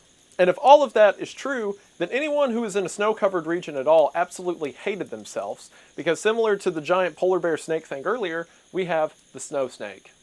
During the year of the two winters, when the July temperature dropped to negative 62 degrees, these pink-eyed, white-bodied savage serpents crossed over from Siberia via Bering Strait. They are bad actors. The venom is deadly, with a speed of action second only to that of the hood snake or the hamadryad. Hibernating in summer, but becoming active in winter, the snow snake coils on a low drift where its pure white color makes it wholly invisible to its prey. One strike is sufficient. Mankind is not often bitten, as he makes too big a mouthful.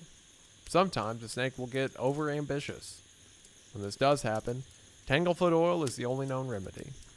I was treed by a snow snake is still a much-used explanation of a late homecoming. This one's just mean. Again, it's like there is a snake that is the color of snow that is under the snow, and if you get bit, you die. There is the kind of light-hearted mention there at the end that people say they got treed by a snow snake, which is funny. Like, you know, if you're late out hunting and, you know, the missus asks where you're at, you can just say, oh, well, you know, those snow snakes. But if anyone actually believed it, that's awful. That they can just be walking on the snow, and then something the color of the snow kills them. But again, it is another new way to look at an area that the person's already familiar with. Speaking of stuff that's just terrifying, the swamp auger. This boy, often mistaken for an old snag, is found in freshwater lakes. He carries a swiveled proboscis especially adapted to boring 3-inch holes in the bottoms of boats, and will do so unless stopped. But his work can be easily halted, either by tickling his snout or by sprinkling it with cayenne pepper. Either procedure will make the auger sneeze violently, which he hugely enjoys, and he will then hold his expectant nose tight in the hole until the boat can be beached. So the swamp auger is kind of funny in that, you know, if you feed it pepper, it goes away. But also imagine just being in a boat and then something comes and just drills a hole in the boat. That's mean. Also, the mention that the cayenne pepper makes it sneeze, but it loves sneezing so much that it can't help but stay there. It's kind of... all right. But again, that's what's fun about these stories. They're so creative. Like, I would never expect that out of a narrative anywhere else. But out of the American Mountain Men, I could see it. Next up, we have another one of the more famous fearsome critters, and one mentioned earlier, the tree squeak. Some folks will claim that the mating call of the tree squeak is just a dry tree lodged in a school marm. But we old boys know better. The sound is made by an untrustworthy animal, still quite common in the North Woods. Built something like a weasel, and with the same nice, friendly disposition, he is a chameleon-like, and can wrap himself around a tree trunk and match the bark exactly. He is sometimes aggressive, but only after a long, dry spell. Has a variety of calls, whine like a panther, squeal like a young pig, sometimes a roar like a bunch of cannon crackers at a shotgun wedding. Look out for him on windy days along towards sundown. The tree squeak is fun. Anyone who's been in the hills can tell you that they have heard something that they cannot place the origin of. So you can say, oh, well, it's this little weasel-looking thing that can camouflage itself the color of trees and then wrap around them. Because there's no way to disprove that on its own existence, because it could be camouflaged literally anywhere in the woods. And we've already seen in the example I read earlier how this story would be implemented. Someone mentions they heard something scary, and then two people start to spin a yarn, trading details back and forth that make it seem all but definite to the person who heard something that it might have been a tree squeak. Because it's easy to paint stories of things that there isn't evidence of. An example of that is the wampus cat. Since the first specimen was discovered scratching false blazes on mount trails, the wampus cat has been blamed for a variety of forest tribulations. If a wampus wades a stream, the fish won't bite for 7 days. When the wampus is on the prowl, the only game abroad is the fool hen. The howl of the wampus on a lonely night will curdle a crock of sourdough. Females of the species may be killed only with a crosscut saw. The males, practically indestructible, carry in their fur the germ of blister rust. Under the influence of a full moon, the glare from their eyes starts forest fires. Their footprints are visible only in solid rock. They steal prospectors' picks to brush their teeth. Now the wampus, still abundant in its native Idaho, and particularly large and violent during the season when the crop of dudes yields a bushel to the picket line, has an opportunity to redeem itself. A favorite pastime of the feline is snatching eagles. Trappers on the Salmon River are plagued, they say, with eagles killing deer. The game department is angry with the eagles and seeking a solution to a vexing problem. Eagle lovers, their name has been Legion, are angry with the game department. The simple solution suggested by the Wampus Society, which is composed of every man who has seen a rampant wampus cat at dusk menacing a mountain lion with a jackhammer, is that the burden be turned over to the wampus breed. Once the wampus reaches the eagle country, the feathers will fly. Nature has endowed the marvelous cat with an amazing right forearm. It works like a folding pruning hook on the pantographic principle.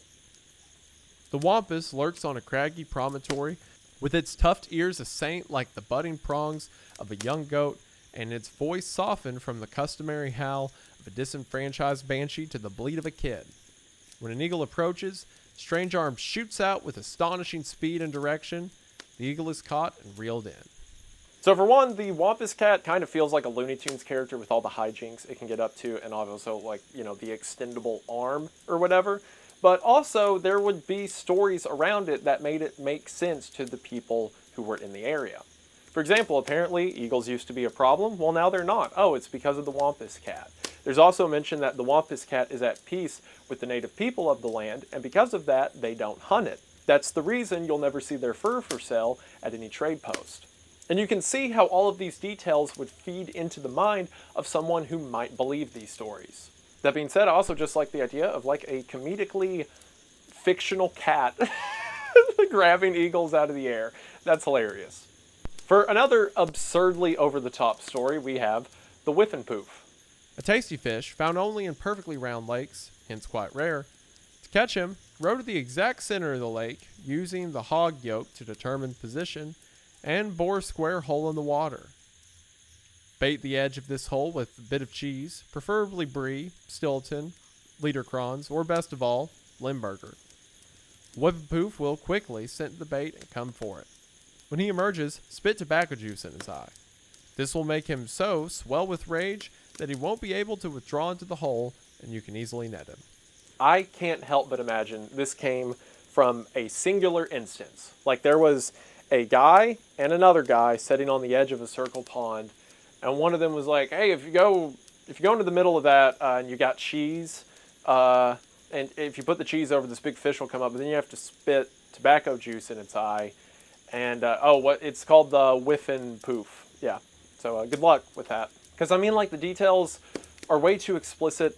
It's too easy to see this being used to gag someone. There are a ton of stories like this, by the way, of just people using an individual thing to make someone else go hunting for it. One of the best examples outside of narratives was, like, taxidermied things that were used to convince people there was something to go catch or hunt. The most famous example is the jackalope, right? The rabbit with the deer antlers. People would take a taxidermied rabbit and then these small deer antlers and put them on the rabbit and then tell people that, oh yeah, out west you can go hunting for these. There'd be so many stories that would arise about like, well, they're rare because they can only breed during a lightning strike, like the micro instant of a lightning strike. There were states that sold permits to hunt them, but the permits were always on fictional dates, like the 31st of a month with only 30 days or something like that. So these stories would be bred off of just a taxidermy statue. Another example is the fur-bearing trout. Again, a trout that is wrapped in rabbit's fur, so people would be convinced that if they stay at the fishing hole just a little bit longer, they might be able to catch one. Stories like that, stories that were immediately used as like a hazing ritual on newcomers to the area, are a lot of fun. And speaking of stories that were used as hazing rituals, we have what is probably the most famous fearsome critter, and the last one we're going to talk about today, the snipe. A common bird, occasionally seen but never yet caught.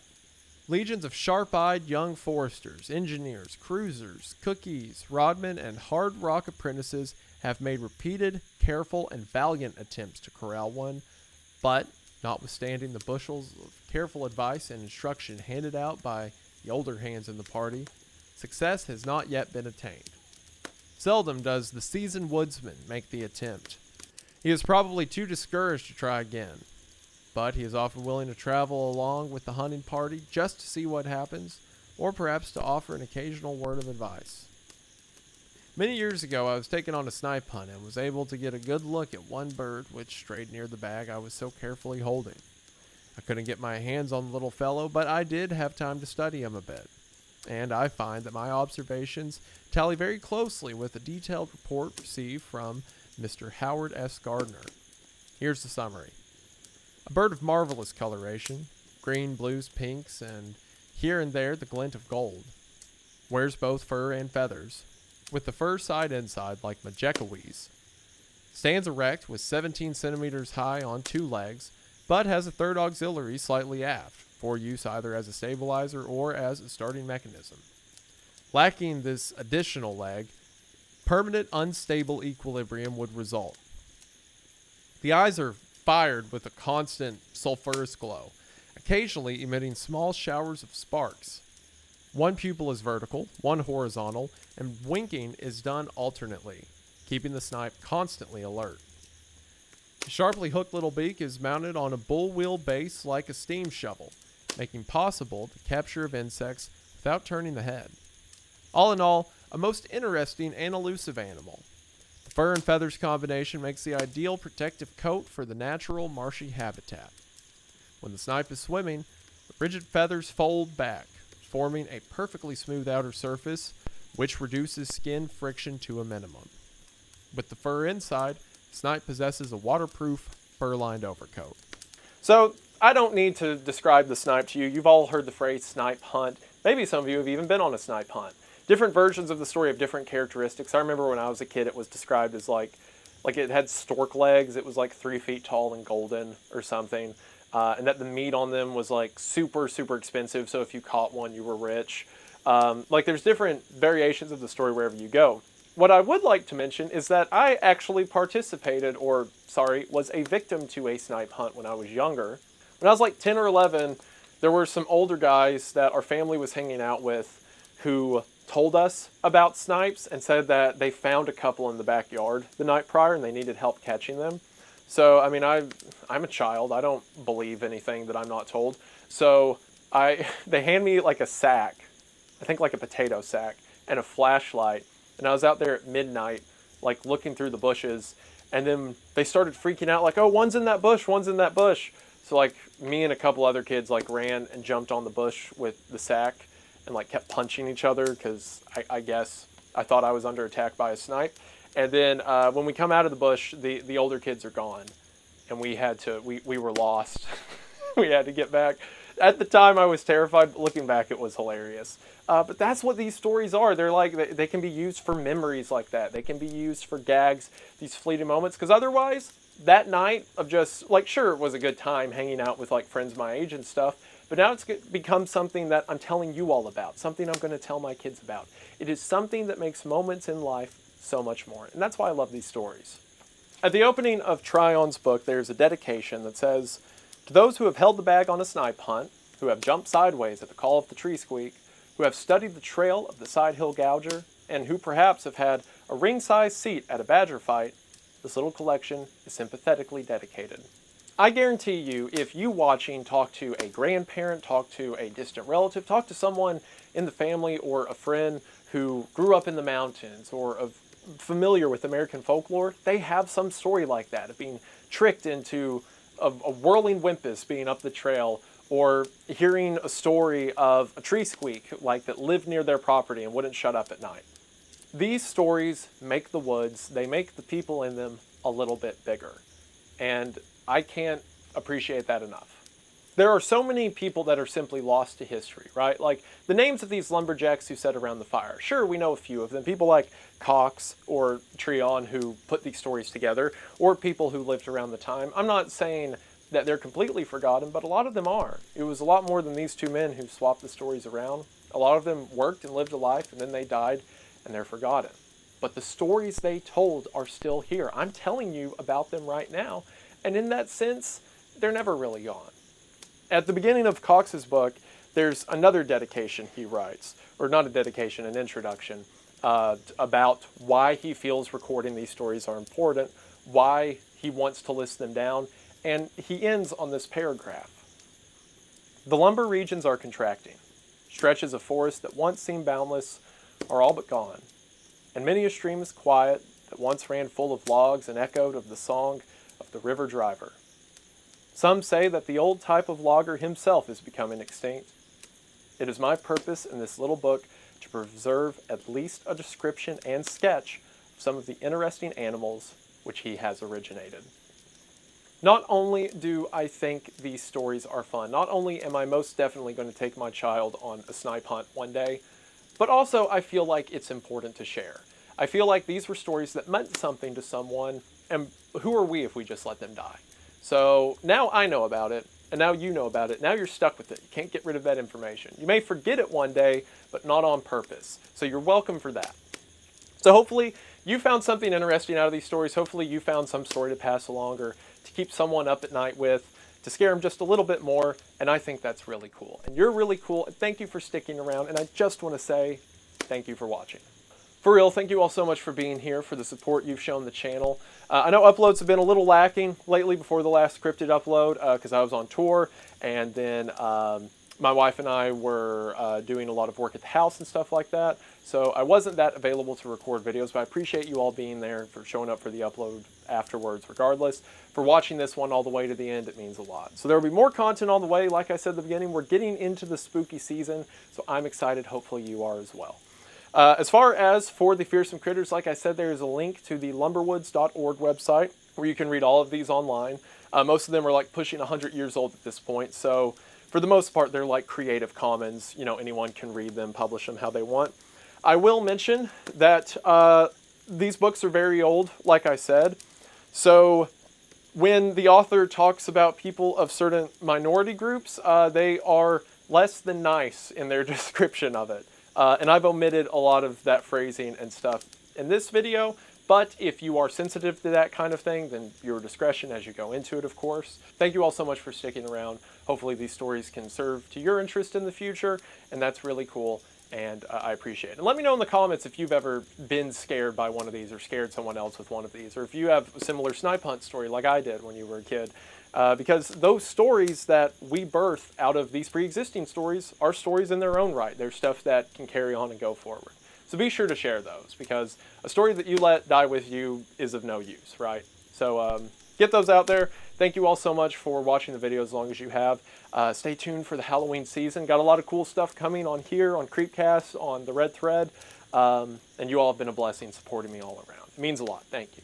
But regardless, I believe that should be it. But before I go, I just want to say thank you for watching.